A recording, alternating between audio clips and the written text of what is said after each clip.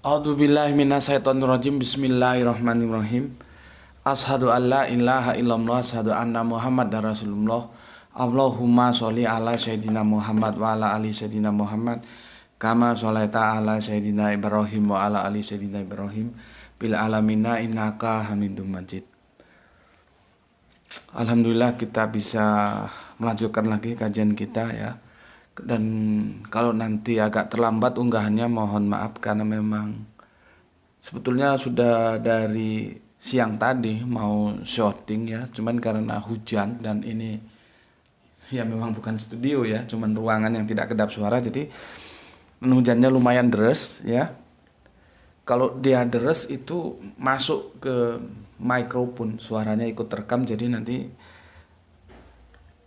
berubah menjadi noise dia, jadi nggak jelas nanti suara apa yang aku jelaskan untuk kalian gitu. Maka kita undur-undur baru senja ini, setelah ini gelap. Nanti kalau ini gelap ya mohon dimaklumi karena sudah senja, hujannya sudah reda ya. Mari kita doakan saudara-saudara kita yang telah mendukung channel ini ya, semoga dukungannya menjadi amal soleh, catatan langit atas mereka dan keluarga mereka, begitu juga dukungan-dukungan kalian semua, dan terima kasih atas doa-doa baiknya.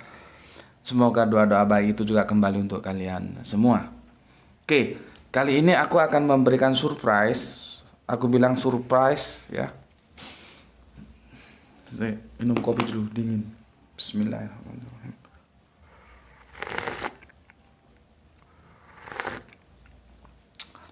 Aku bilang surprise karena ini komen pertama dia dan langsung aku tanggapi karena ya cukup santun ya, cukup santun sehingga aku kira layak lah untuk kita beri tanggapan ya. Sangat santun, sangat penuh hormat lah ya. Oke. Ini dari BR itu Boru ya kalau bahasa Bataknya. Ini dari LT ya, marganya itu bisa dilihat nanti di kolom komen yang Yesus itu satu-satunya Tuhan yang berdoa ya. Itu di kolom L ya. Ini Mbak LBT. Kalau dilihat dari borunya itu ini Bata Karo, berarti satu rumpun dengan Kang Mas yang dosen bahasa Yunani ya, yang dari tanah Karo itu. Kalau beliaunya juga itu juga Karo ya, ini Mbak ini juga Karo ya. Aku suka komennya ya, sama-sama Karo ya ternyata, dan sama-sama asik kalau komen gitu ya. Artinya tidak perlu untuk saling menyerang, tapi kalau mau bertanya ya silakan bertanya, menyampaikan pendapat silakan sampaikan pendapat, semua itu dalam estetika yang ya sebagai orang beragama yang terhormat lah ya. Oke. Makanya aku bilang surprise, jarang aku memberikan komen secara langsung ya. Ini langsung aku beri komen. Maksudnya langsung pada komen pertamanya. Karena selama ini Mbak kita ini belum pernah komen kan, seingatku baru kali ini komen. Oke. Begini komennya. Saya Kristen. Memang jika kita simak dengan seksama, Alkitab tidak menyebutkan Yesus sebagai Allah. Ya. Yesus ada ciptaan Allah. Kolose 1:15-16. Yesus itu utusan Allah. Yohanes 17:3. Dia mati, yang membangkitkannya adalah Allah. Tapi satu-satunya jalan untuk mendekati Allah hanya melalui Yesus. Komen yang bagus ya. Bentar, minum dulu. Bismillahirrahmanirrahim. Jadi berdasarkan komen ini kajian kita aku kasih judul kemarin, Yesus superioritas dalam legenda tapi tidak dalam Alkitab. Ini banyak kesalahpahaman komen dari teman-teman Kristen, nanti aku akan jelaskan juga. Tapi aku memberikan waktu pertamaku untuk Mbak kita ini dulu ya. karena sangat santun, aku suka ya. Oke. Jadi sekarang ini aku hapus. Ya.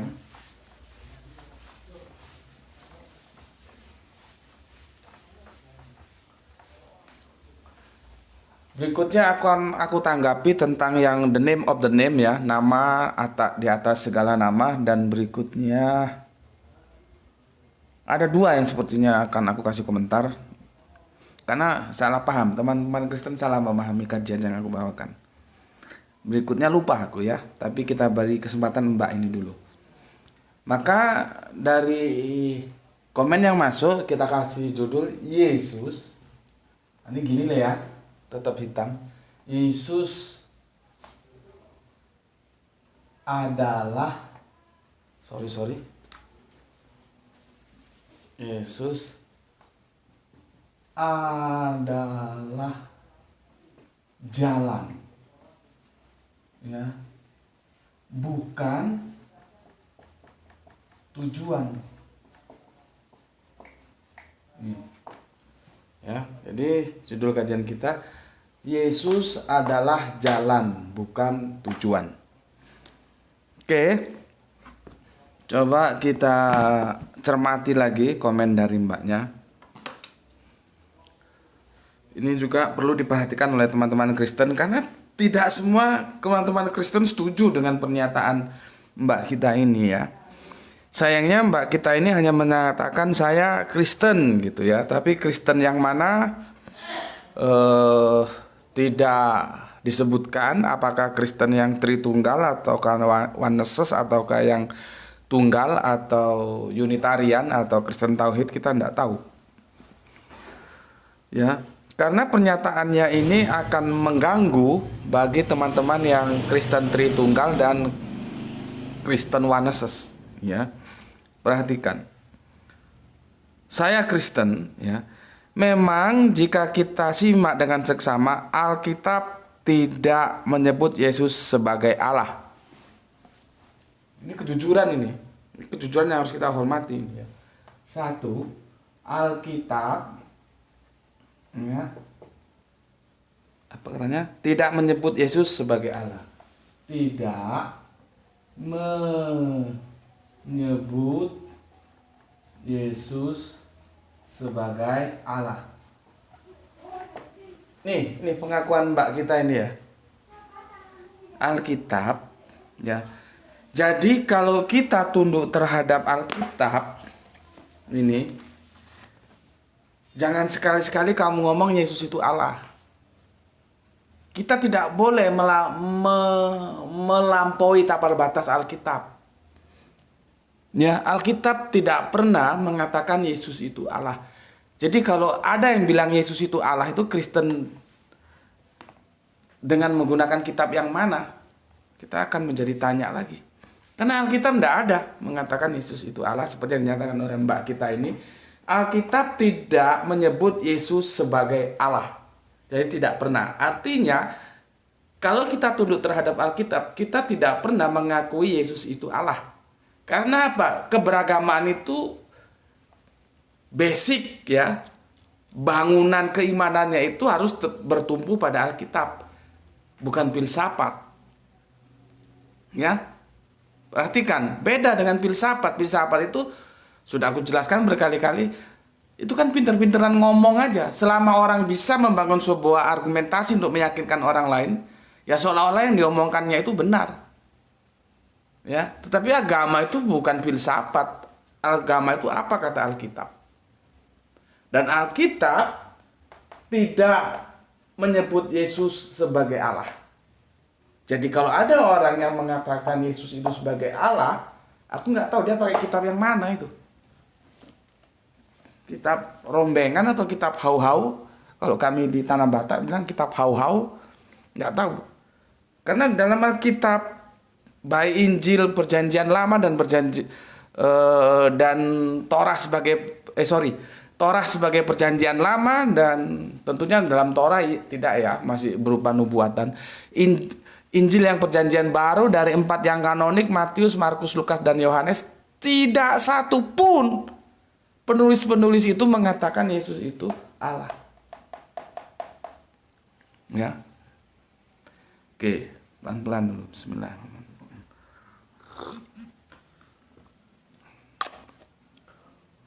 Oke. Berikutnya, Yesus adalah ciptaan Allah. Ini lebih menukik lagi nih.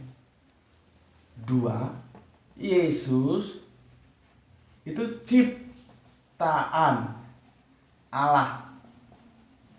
Dia mengutip Kolose 1, 15, 16. Kolose 1, 15 dan 16. Ini sudah pernah kita bahas. Silakan buka. Jadi Yesus itu ciptaan. Ciptaannya siapa? Allah. Kalau kita paham bahasa Indonesia, ya, gak usah lulus dengan nilai cum laude lah, nilai A atau B, enggak. Dengan nilai C saja, dia sudah paham bahwa Yesus itu karena dia ciptaan Allah, berarti dia bukan Allah. Ini sudah jelas kok. Yesus ciptaan Allah. Kolose 1, 15, 16 dikutipnya, dan ini pernah kita bahas. Yesus ciptaan Allah. Terus bagaimana? Apakah terlalu sulit memahami narasi seperti ini? Tidak perlu nilai bahasa Indonesia kalian itu B atau A, enggak. C aja sudah cukup. Selama otak kalian itu mau tunduk terhadap Alkitab. Ya. Dan aku sudah bilang kemarin, ya. Kalau teman-teman Kristen ini mungkin gengsi, mungkin malu, mungkin apalah ya. Sebetulnya kan ini kan keluarga besar Abrahamic faith itu kan Yahudi, Kristen yang asalnya itu Nasrani, lalu Islam. Maka teman-teman Kristen kalau malu, gengsi atau apa, ya, tanya kepada saudara tuanya Yahudi atau kepada bungsunya, saudara bungsunya Islam. Silakan tanya kepada saudara kita yang non Abrahamic faith, ya. Karena apa? Sebetulnya logika itu aja untuk menentukan karakteristik Allah itu seperti apa itu sudah cukup. Karena kita kan dikasih logika dan akal. Dan logika-logika yang disampaikan dalam kajian itu dari teman-teman Buddha itu, salah satunya yang namanya Allah itu, Tuhan itu yang mereka sebut nama Tuhannya itu adalah Nibbana, atau kita sebut Nirvana. Jadi ini ada salah kaprah. Nirvana itu bukan surga, ya. Nirvana itu nama Tuhan mereka. Kalau Islam itu Allah, alif lam lam ha. Kalau Yahudi itu YHWH. Kalau Kristen tidak tahu aku nama Tuhannya siapa, ya. Coba cari nama Tuhannya siapa. Ya, tapi aku juga bukan orang yang mendukung bahwa nama Allah itu harus dihilangkan dalam Perjanjian Baru, enggak juga. Aku yang mendukung itu, ayo kita ajari teman-teman Kristen itu biar tidak salah mengenal Allah yang benar. Itu yang aku mau. Karena bagaimanapun harus kita akui kekristenan itu awalnya Nasrani, dan Nasrani itu Abrahamic faith. Jadi ini satu keluarga besar Abrahamic. Jadi anak-anak Abraham ini semua. Itu ya. Oke, silakan tanya kepada teman-teman Buddha, ya, bahwa yang namanya Allah, salah satu syaratnya kalau mereka sebut Nirvana atau Tuhan kalau bahasa Indonesia kita, itu tidak terciptakan. Sehingga kalau dia terciptakan, bagaimana otak mau bisa menerima dia itu Allah? Ciptaan Allah itu bukan Allah, ciptaan Gus Beti nggak bisa mencipta. Apa ya? Karangan Gus Beti itu bukan ngarang. Misalkan Gus Beti ngarang lagu gitu ya. Lagu itu bukan Gus Beti. Itu kan simple sih. Bahasa Indonesianya nggak perlu A atau B lah ya. C aja cukup. Yang penting otaknya itu lurus gitu. Taat terhadap apa kata Alkitab. Bahwa Yesus itu adalah ciptaan, berarti dia bukan Allah. Karena yang namanya Allah, dia tidak terciptakan. Sama seperti teman-teman Buddha mengatakan, syarat dia bisa dikatakan Nibbana itu tidak terciptakan. Kalau dia terciptakan, dia bukan Nibbana. Gitu loh, ya. Cobalah kalian menyeberang ke non Abrahamic faith, tanya. Karena pada konteks tertentu ketika kita masuk dalam kerangka berpikir logik itu pasti ketemu kok. Karena dia berbicara logik itu berbicara aksiomatis gitu. Ya. Oke. Berikutnya, Yesus itu utusan Allah. Nah. 3. Yesus itu utusan Allah. Dia mengutip Yohanes 17:3. Yang inilah hidup yang kekal itu, yang mengenal Engkau satu-satunya Allah yang benar dan Yesus Kristus yang telah Engkau utus. Nah, ini itu utusan. Yang mengutus itu ini. Ya, sama dengan ini ciptaan. Yang menciptakan itu ini. Nanti setelah selesai Bapak di screenshot ya, di foto dimasukkan supaya ini mas-mas, mbak-mbak, om-om, bapak-bapak, ibu-ibu jelas semua. Ya, Yesus itu utusan Allah, berarti dia kan bukan Allah. Seberapa sulitnya memahami narasi seperti ini, padahal diksinya kan juga terbatas, tidak jelimet, dan ini bukan bahasa metafora. Yang itu perlu pemahaman karena tidak menutup kemungkinan metafora itu nanti polisemi dia. Ini bahasa-bahasa sederhana.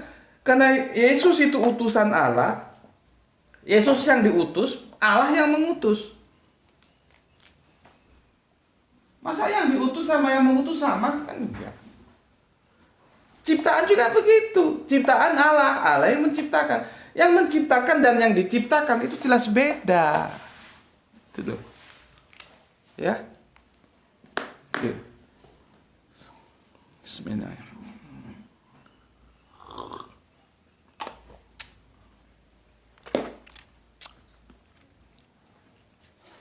Pahami dulu ya, supaya kalian bisa mengerti dengan benar apa pesan Alkitab itu ya. Oke, selanjutnya ini yang menarik, yang menjadi topik kajian kita. Yesus itu satu-satunya jalan mendekati Allah, hanya melalui Yesus. 4. Yesus itu, lihat ini, satu-satunya. Berarti tidak ada duanya. Jalan ya. Jalan. Sorry, bukan jalan. Ya, jalan mendekati Allah.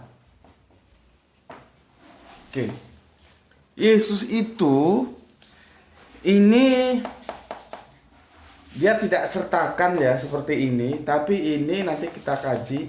Ini di Yohanes 14:6 ini ya, di Yohanes 14:6.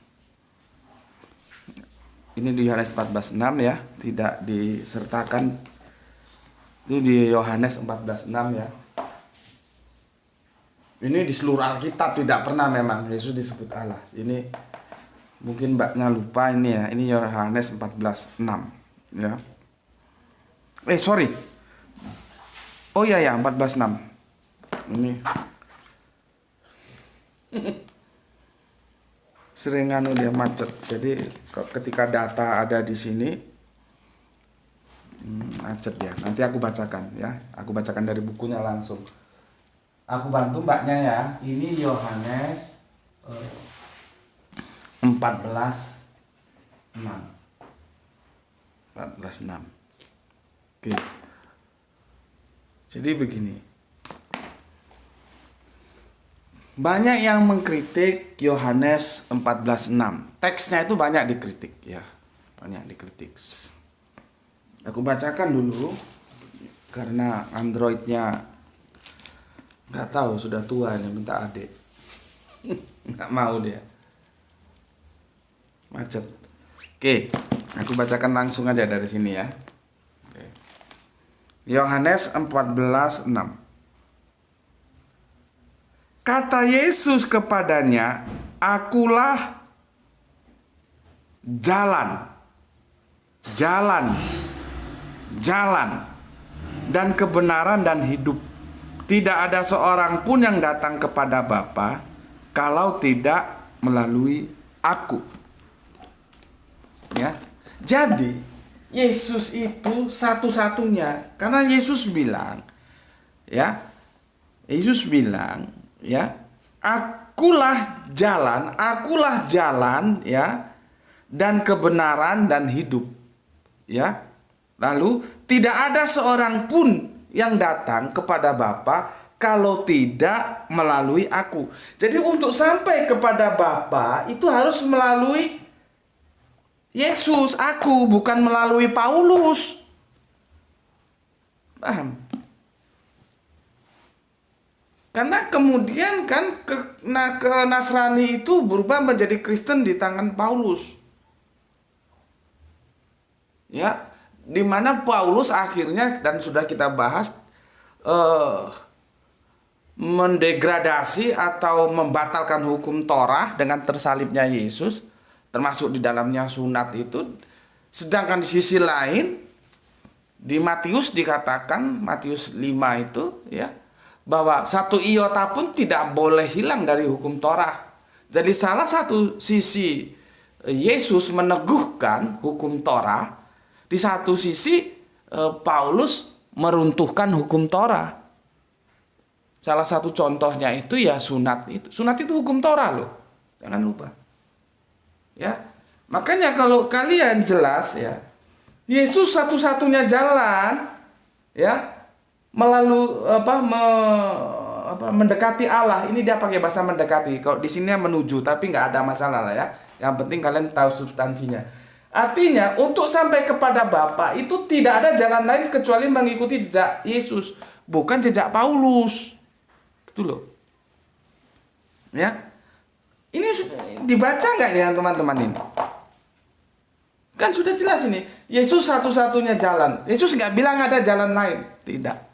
Yesus satu-satunya jalan, ya, mendekati Allah di Yohanes 14:16. Meskipun aku jelaskan dulu, ayat ini banyak dikritik. Ya. Banyak dikritik sampai-sampai ini Five Gospel ini mengatakan itu palsu. Cuma kan aku tidak tunduk terhadap Five Gospel. Jadi jangan kamu kira kalau karena ini Five Gospel terus aku pasti tunduk, pasti mengamini, terus untuk menyerang teman-teman Kristen. Oh enggak begitu. Itu enggak akademis.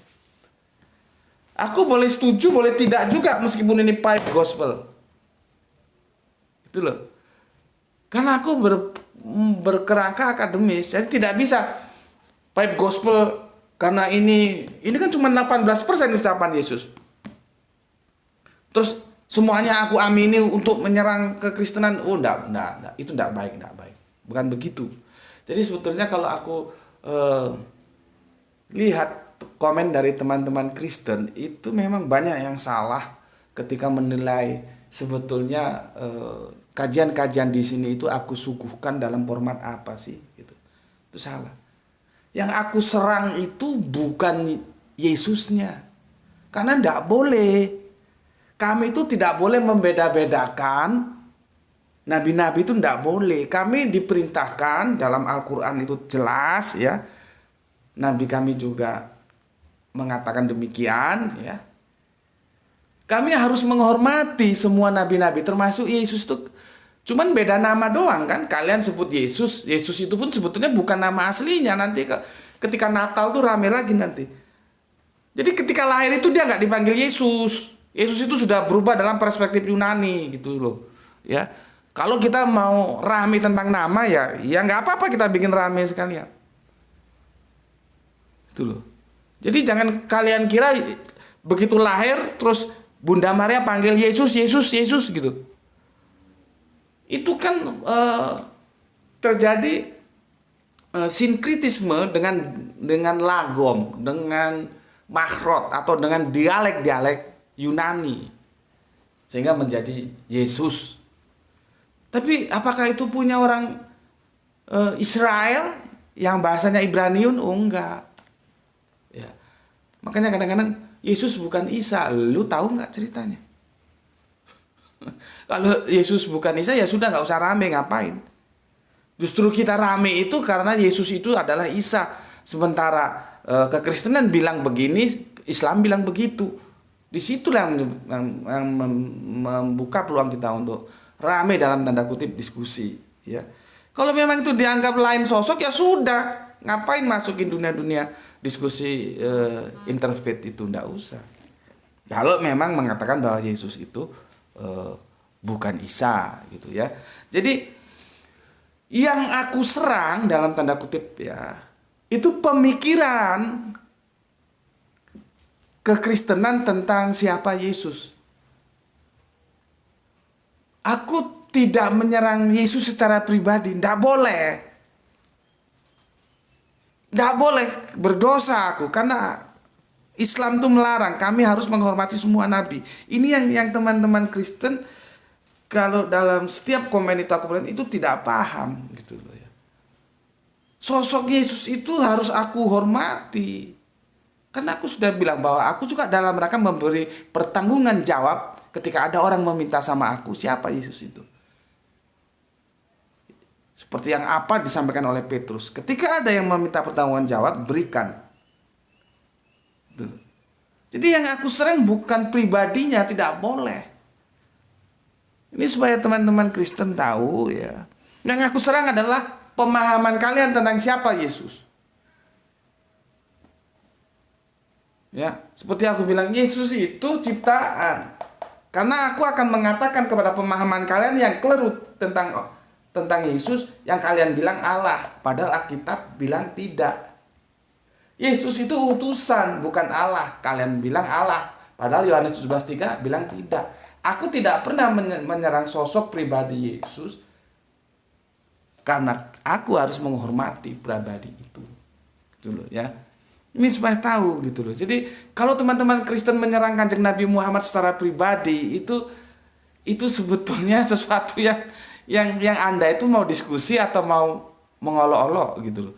Kalau mau sekedar menghujat mengolok, enggak usah di sini. Bukan di sini tempatnya. Ya, bukan di sini. Dan kami teman-teman Islam tidak mungkin terus balas menyerang pribadinya Kanjeng Nabi Isa karena kalian menyerang Kanjeng Nabi Muhammad. Enggak mungkin, karena enggak boleh. Bagaimana kami mau menyerang Kanjeng Nabi Isa sedangkan kami disuruh menghormati kok?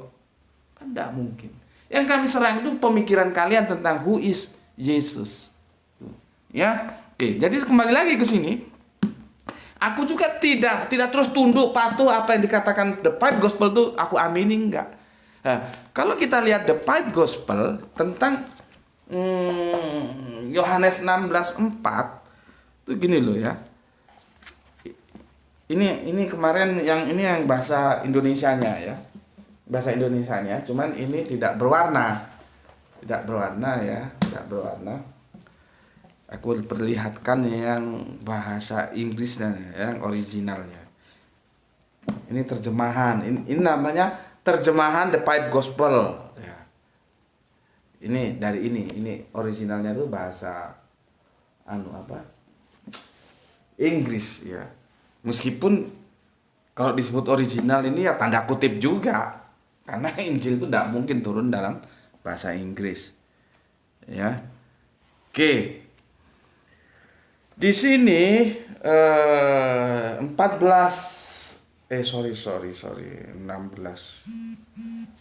Yesus berapa ya tadi? 14:6 keliru ini, bukan 16:4 ya. Tolong aku dibantu ya. 14 bukan 16. 14:6 bukan 16:4. Jadi ini 14 ya. 14 ininya 6 gitu ya. Yohanes 14:6. Yohanes 14:6 kalau kita lihat di sini itu ini dia tercetak tebal hitam. Ya. Oke. Kalau tercetak tebal hitam, sebetulnya aku pakai ini lebih enak jelaskan sama kalian, cuman ini enggak berwarna. Ya. Apa katanya kalau hitam? Hitam black ya. Nih. Ya. Jadi katanya si Pipe Gospel ini, Yesus did not say this. Jadi itu bukan ucapan Yesus. Artinya Yohanes 14:6 ya, yang mengatakan bahwa akulah jalan dan kebenaran dan hidup, tidak ada seorang pun yang datang kepada Bapa kalau tidak melalui aku, dikatakan sebagai ayat palsu. Ya. Sama The Pipe Gospel ini, karena Yesus did not say, ya, did not say. Kalau hitam itu did not say this. Jadi ini bukan ucapan Yesus. Dikatakan palsu. Walau demikian, apakah aku terus mengamini? Oh, enggak. Enggak, ya.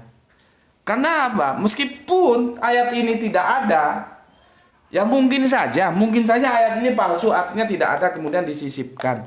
Tapi secara substansif, semua nabi itu adalah jalan mendekati Allah yang Maha Agung itu. Semua nabi, tanpa terkecuali Yesus.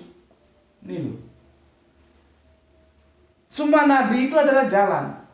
Jadi Yesus itu satu-satunya jalan menuju Allah. Pertanyaan satu-satunya itu, kita harus tahu yang namanya tempus delicti-nya kapan. Tempus delicti kalau bahasa hukum, ya. Itu kapan? Kapan Yesus itu menjadi satu-satunya jalan mendekati Allah. Tetapi sesuatu yang perlu aku jelaskan di sini, bahwa Yesus itu jalan, bukan tujuan. Yesus itu jalan. Ngerti kamu? Bukan tujuan. Orang mau ke rumahnya Gus Beti, jalannya lewat apa? Jalan Sair. Tujuannya Gus Beti. Paham nggak? Aku berusaha kupas sedetail mungkin supaya kalian itu otaknya itu terbuka gitu loh ya. Bisa ngerti apa yang dimaksud oleh Alkitab. Bismillahirrahmanirrahim.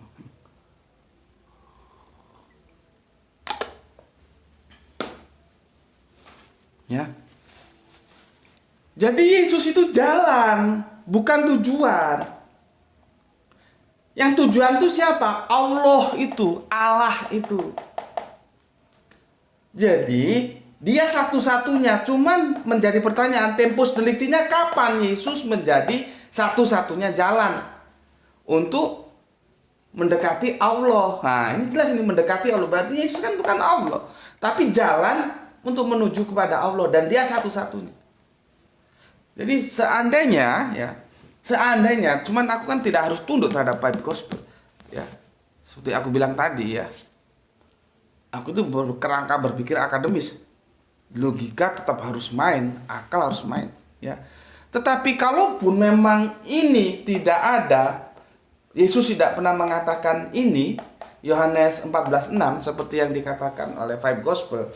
Tetapi secara substansi, Yesus itu ya memang satu-satunya jalan mendekati Allah. Yang jadi masalah sekarang, kalian paham nggak? Tempusnya kapan? Kapan Yesus menjadi satu-satunya jalan tuh kapan? Itu loh. Kapan? Apakah sekarang itu Yesus masih menjadi satu-satunya jalan? Apakah di era sebelum Yesus terlahirkan ke dunia dia sudah menjadi satu-satunya jalan? Tuh. Ya. Jadi begini loh.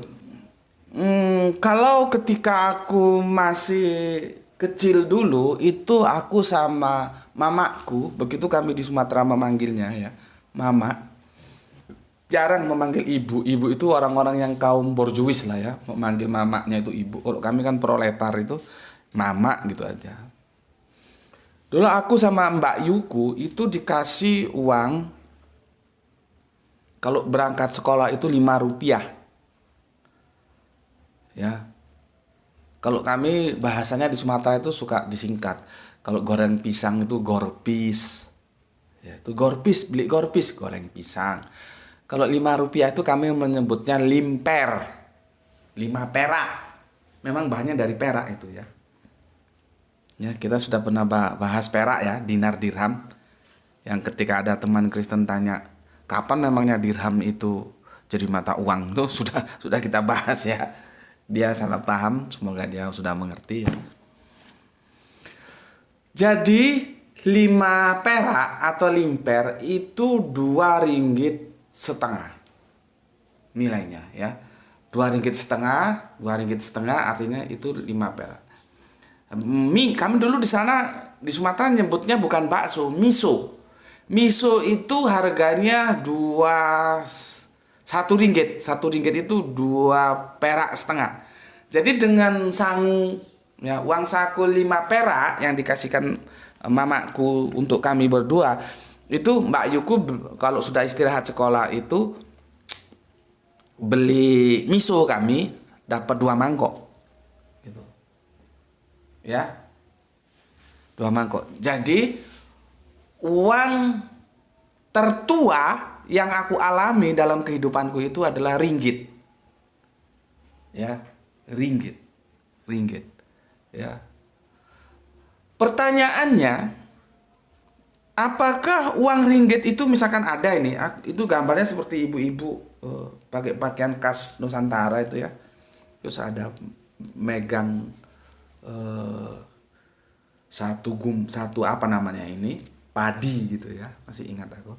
Itu ditanya apakah uang ini sah uang Indonesia, maka aku jawab sah uang Indonesia. Karena apa? Ada parameter untuk mengatakan sah. Di uang itu kertas uangnya ya, kecil gini. Di uang itu tertulis BI. Ada gubernur BI, Bank Indonesia. Berarti uang itu sah. Kalau ditanya uang itu sah apa enggak? Sah. Tapi berlaku apa enggak? Tidak kan?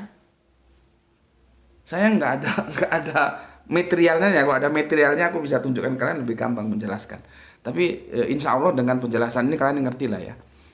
Uang ringgit itu uang sah, uang Indonesia karena ada tanda tangan gubernur Bank Indonesia di sana. Jadi kalau ditanya ini uang Indonesia, iya sah. Berlaku? Tidak. Kalau kita lihat kekinian, dia berlakunya dulu. Tapi dia tetap aja sah. Ketika dia kita bawa ke tempos itu tempo, waktu, ya. Tempos deliktinya kita bawa ke sekarang, dia sudah tidak berlaku. Sama seperti ini. Ya. Yesus satu-satunya jalan. Iya, benar. Jalan menuju siapa? Allah. Berarti Yesus bukan Allah. Iya. Yesus satu-satunya jalan. Iya. Pertanyaannya, tempos deliktinya kapan? Kapan Yesus itu menjadi satu-satunya jalan? Itu yang harus kita jawab. Karena apa? Seperti aku bilang tadi, seandainya okelah ayat ini seperti yang dikatakan Pipe Gospel itu palsu, disisipkan semua, okelah. Tapi secara substansi, semua para nabi itu adalah jalan untuk kita bisa sampai kepada Allah Abraham, Allah Ishak, Allah Ismail, Allah Moses, Allah Isa, Allah Muhammad. Mereka semua adalah jalan, termasuk Kanjeng Nabi Isa yang disebut Yesus. Jadi ketika misalkan aku hidup di era kenabian Kanjeng Nabi Abraham, maka aku harus tunduk terhadap syariat yang diajarkan oleh Kanjeng Nabi Ibrahim atau Bapak Abraham. Karena pada waktu itu satu-satunya jalan untuk mendekati Allah yaitu Bapak Abraham. Tidak ada yang lain. Paham ya? Begitu Bapak Abraham usai, dilanjutkan oleh Kanjeng Nabi Musa. Maka seandainya aku hidup di zaman Musa itu, misalkan hidup 2 generasi ini ya, maka aku harus tunduk mengikuti syariat yang dibawa oleh Kanjeng Nabi Musa. Karena pada saat itu satu-satunya jalan adalah Kanjeng Nabi Musa untuk mendekat pada Allah. Nah, selanjutnya migrasi lagi. Kalau aku hidup di zaman Yesus, maka aku harus tunduk terhadap syariat yang dibawa oleh Kanjeng Nabi Isa atau Yesus itu. Karena pada waktu itu satu-satunya jalan ya untuk mendekati Allah ya Yesus itu.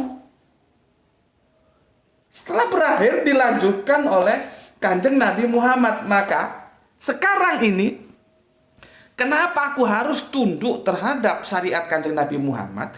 Karena tempus delictinya itu saat ini adalah satu-satunya jalan ya untuk mendekati Allah ya Kanjeng Nabi Muhammad. Gitu loh. Ini namanya kalau kita kajian di mata kuliah di sekolah teologi itu namanya abrogasi. Jadi yang kemudian itu menggantikan yang lalu dan melanjutkan. Jadi semua para nabi ini adalah jalan. Gitu loh. Jadi kalau ditanya, satu-satunya jalan ya mendekati Allah Yesus, iya. Pertanyaannya kapan itu? Ya pada waktu kenabiannya Yesus, di era Yesus. Kalau sekarang ya tidak, sudah selesai. Tugasnya dilanjutkan oleh Kanjeng Nabi Muhammad. Begitu saja kita tarik ke belakang, Moses atau Musa, Kanjeng Nabi Musa, satu-satunya jalan mendekati Allah. Kapan itu? Ya, ketika zaman kenabian Musa. Begitu juga Kanjeng Nabi Ibrahim atau Bapak Abraham. Satu-satunya jalan untuk mendekati kepada Allah, kapan itu? Di zaman kenabian Kanjeng Nabi Ibrahim atau Bapak Abraham. Jadi setiap nabi ada waktunya, setiap waktu ada nabinya. Gitu loh. Paham ya? Paham di sini. Nah, semua ini memperjelas bahwa Yesus itu adalah jalan, bukan tujuan. Yang jadi masalah, nggak tahu karena sudah mabuk dogma atau gimana, yang jalan dianggap tujuan, kacau, bubrah, nggak alkitabiah, tuh, ya, nggak alkitabiah. Makanya sampai sekarang, ya, aku menunggu ini belum ada yang jawab. Di mana Yesus itu dikatakan mencipta, ya. Bismillah. Yang kemarin kita kasih hadiah berapa? 450.000 kalau bisa membuktikan. Karena kalau nanti dia membawa ke hadapanku Injil yang mengatakan bahwa Yesus itu adalah pencipta, aku akan suguhkan Injil ini. Mana nih? Injil ini. Ya. Jadi biar Injil aku lawan Injil. Gitu loh. Makanya sampai sekarang tidak ada. Itu hadiahnya berapa? 450.000 itu. Mana ya? Aku tunggu, nggak ada. Ya. Jadi kalau dia punya Injil bahwa Yesus itu mencipta, aku hadapi dengan Injil ini bahwa Yesus tidak pernah mencipta. Jadi biar perang Injil dengan Injil. Ya. Oke, ini sudah mau maghrib ya, aku tuntaskan. Jadi Yesus itu adalah jalan bukan tujuan. Yesus satu-satunya jalan mendekati Allah. Yes, I'm agree. Saya setuju dan itu benar. Tapi kita harus paham tempus delictinya kapan. Seperti uang ringgit tadi. Ini uang sah, uang Indonesia, iya. Tapi harus tahu masa berlakunya kapan. Gitu ya. Oke. Sekarang aku akan tunjukkan kepada kamu, ya.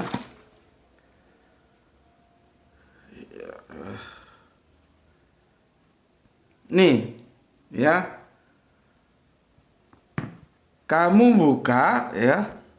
Yohanes 14:16. Ini tadi yang 14:6, sekarang yang Yohanes. Masih nampak deh sini? 14:16. Aku bacakan. Ini Yesus yang bilang loh ya. Kalau kita lihat perikopnya, ini berurutan ini. Ini berurutan dari ini ya. Ini ya, ini topiknya berurutan nih sampai ke bawah sampai nanti di sini Yesus menjanjikan penghibur ini. Ini satu konteks ini, ya, satu konteks ini. Ya. Coba apa kata Yesus di Yohanes 14:16? Aku akan minta kepada Bapa dan Dia akan memberikan kepadamu seorang penolong yang lain supaya ia menyertai kamu selama-lamanya. Seorang penolong yang lain. Who is? Dulu. Makanya ini belum tuntas, karena sibuk ya. Tidak ada nabi dari bangsa Arab, itu sudah sampai seri kelima, tapi ini juga belum tuntas. Ini kalian tonton dulu di sini. Ya. Ini 8 bulan yang lalu kita unggah. Ya. Supaya connect kalau aku menjelaskan ini. Jadi Yesus itu berdoa ya, aku minta kepada Bapa seorang penolong yang lain supaya ia menyertai kamu selama-lamanya. Kenapa Yesus meminta penolong yang lain? Untuk melanjutkan perjuangan Kanjeng Nabi Isa, melanjutkan dinullah. Gitu loh. Ada pelanjutnya. Inilah yang aku diskusikan dengan salah satu dia dia orang kaya, jadi kalau masalah keilmuannya enggak, donatur lah, sebutnya donatur gereja. Pada waktu itu kami sedang satu mobil karena aku masuk ke daerah pedalaman Sumatera sana, kami satu mobil dan kami ngobrol. Dia tidak begitu menguasai, bukan akademisi lah ya, tetapi dia donatur karena memang dia pengusaha. Aku numpang mobilan, kami diskusi dengan baik gitu ya. Teman-teman dia itu yang jago-jago itu, menurut penjelasan dia itu alumni dari Sekolah Teologi Australia. Mereka masih mencari siapa penolong yang lain itu, yang dikatakan Yesus dalam Yohanes 14:16. Maka kalau aku bilang kok kami sudah tidak mencari dan kami sudah menemukan, gitu loh. Ya, ini artinya apa? Ada penerusnya. Nanti yang akan aku jelaskan dalam tajuk adakah nabi dari bangsa Arab tadi itu ya. Itu ya. Tapi walaupun demikian ya, setidaknya kalian sudah tahu ya. Jadi betul kata Mbak ini bahwa Yesus itu adalah jalan, bukan tujuan. Dan semua nabi itu adalah jalan untuk mendekati Allah. Dan kita tinggal hidup di mana? Kalau kita di zaman Abraham, kita tunduk patuh kepada syariat Nabi Ibrahim, maka disebut karena tunduk patuh Muslim. Begitu juga zaman Nabi Musa, begitu juga dengan Nabi Isa, begitu dengan Nabi Muhammad. Maka aku bilang, setiap Nabi itu Muslim, tapi tidak setiap Nabi itu Islam. Itu loh ya. Kan saling terkait kajianku. Oke. Sekarang ini sudah paham lah ya, sudah ngerti ya. Aku akan gambarkan grafiknya gini loh. Kalau digambarkan grafik, ini seharusnya dipoto dulu tadi. Ya sudahlah, terserah kamu atur ya. Tapi kalau misalkan kelamaan ya nggak apa-apa, karena ini sudah telat mengunggahnya. Ya. Jadi lupa ya. Jadi gini, dimulai, start. Startnya kan begini nih ya. Ini begini. Ini Bapak Abraham. Ya. Ini Kanjeng Nabi Musa. Ini Kanjeng Nabi Isa. Ya, ini Kanjeng Nabi Muhammad. Jadi eranya itu begini. Dari sini ke sini ya. Nanti ini ke sini, ini ke sini, ini ke sini. Ya. Ini sampai nanti sa'ah, bukan kiamat loh ya. Aku sudah jelaskan kalian, kiamat itu artinya bangkit. Kalau Al-Quran itu mengatakan sa'ah. Ya, ini matiha karena dia taknya di sini kan sa'ah. Makanya disebut oleh Isa, dia akan menyertai kamu selama-lamanya karena sudah tidak ada jalan lain. Sudah tidak diturunkan. Ini Kanjeng Nabi Muhammad. Jadi kalau kamu hidup di era Kanjeng Nabi Abraham, kamu yang harus tunduk, maka kamu disebut mukmin, Muslim, ya mukmin Muslim ya, Muslim. Kalau kamu hidup di zaman Nabi Musa, ya kamu harus tunduk terhadap syariatnya, itu Muslim, ya, Muslim. Begitu juga zaman kamu Isa, kamu tunduk, maka disebut Muslim. Itu juga kanjeng Nabi Muhammad ya, tunduk. Tunduk itu menerima muslim gitu ya. Jadi jalan untuk kepada Bapa itu ini Paulus nggak masuk. Dan Yesus bilang, ya, aku satu-satunya jalan, bukan Paulus. Pada era beliau, Paulus itu kan nanti eranya sudah ke sana. Apakah dia masuk hitungan? Dia tidak termasuk 12 murid. Itu loh. Ya. Oke. Akhirnya kalau misalkan kita hidup dari semua era generasi ini, dari sini kita migrasi ke sini. Ya. Dari sini kita migrasi ke sini. Dari sini kita migrasi ke sini. Ini sudah terus Islam terus karena sudah nggak ada nabi lagi. Ya. Cuman kan yang jadi masalah ketika Yahudi, kita ambil contoh Yahudi. Yahudi itu seharusnya migrasi ke Nasrani. Ini Yahudi ya. Yahudi itu harusnya migrasi ke Nasrani. Cuman Yahudi tidak mau dan Nasrani tertolak. Kemudian dibawa keluar oleh Paulus menjadi Kristen. Dia tetap aja di Yahudinya. Begitu juga ini Islam. Seharusnya begitu ini selesai irahnya, ini migrasi ke Islam. Tapi kan tidak mau juga ini. Artinya ketidakmauan Nasrani itu mengulangi ketidakmauan Yahudi. Seharusnya kalau kita tunduk patuh semua, ini akan jadi satu. Jadi dalam satu waktu satu dinullah. Pada waktu itu satu-satunya jalan itu adalah lewat Bapak Abraham yang namanya Milata Abraham. Maka Mila Abraham. Ya. Setelah itu Kanjeng Nabi Musa satu-satunya penunjuk jalan yang namanya Yahudi. Tidak ada yang lain. Berikutnya Nasrani, berikutnya Islam. Nah, ini saling menggantikan dan melanjutkan. Ini yang namanya abrogasi. Seandainya semua ini taat, dari sini langsung migrasi ke sini, Yahudi juga begitu. Begitu ada Nasrani langsung jadi Nasrani. Begitu ada Islam langsung jadi Islam. Tetap satu garis dia. Satu garis tauhid. Allah yang ehad atau ahad. Nggak ada Tritunggal, nggak ada Oneness, nggak ada. Karena itu inti yang disampaikan oleh para nabi. Syariatnya boleh beda. Mungkin sholat kita dengan sholatnya Bapak Abraham itu beda. Tapi intinya tauhid ya itu tetap terjaga. Ini semua nabi-nabi ini mengajarkan tauhid. Ehad, ahad. Tunggal, nggak ada Tritunggal. Ya, oke, karena ini sudah mau masuk maghrib. Itu Mbak ya penjelasanku dan aku ucapkan terima kasih ya atas kesempatan dan waktunya sudah mampir ke channel ini. Aku sudah jelaskan sedemikian rupa. Jadi Yesus itu adalah jalan bukan tujuan. Oke, karena sudah adzan, sebentar lagi kita mau berangkat ke Langgar musola ya untuk menunaikan sholat maghrib berjamaah. Dan untuk teman-teman Islam, ini khusus untuk yang Islam, kalian berjamaah ya. Kalau kamu laki, kalau kamu pakai rok ya nggak apa-apa, kamu sholat di rumah. Ya, kalau kamu laki nggak pakai rok, sholat 5 waktunya di Langgar, di masjid ya, atau di musola. Oke, bismillahirrahmanirrahim. Alhamdulillahirobbil alamin.